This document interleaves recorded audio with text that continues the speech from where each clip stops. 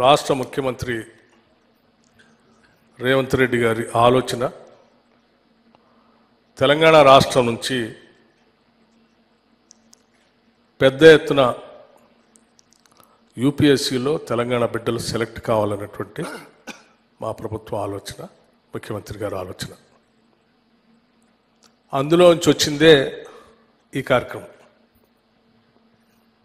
తెలంగాణ బిడ్డలు బాగా మేధస్సు కలిగినటువంటి వాళ్ళు, ప్రోత్సహిస్తే ఎంత దూరం అయినా దూసుకుని పోగలిగినటువంటి వాళ్ళు, ఆకాశమే హద్దుగా అన్ని విజయాలు అందిపుచ్చుకోగలిగినటువంటి శక్తి సామర్థ్యాలు కలిగినటువంటి వాళ్ళు.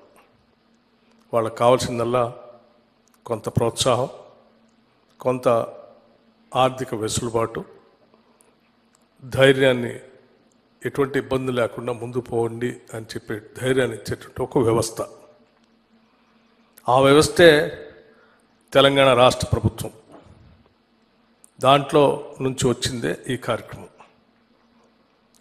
సింగరేణి నుంచి ఈరోజు రాష్ట్రం నుంచి సెలెక్ట్ అయినటువంటి వారందరికీ 1,00,000 రూపాయలు మెయిన్స్ ప్రిపేర్ కావటానికి ఇబ్బంది లేకుండా ఉండటం కోసం ప్రోత్సహించడానికే చేసేటువంటి ఈ చెక్కుల డిస్ట్రిబ్యూషన్ కార్యక్రమం ఈరోజు మొట్టమొదటిసారిగా రాష్ట్ర చరిత్రలోనే మనం ప్రవేశపెట్టుకొని ముందుకు పోతూ ఉన్నాం.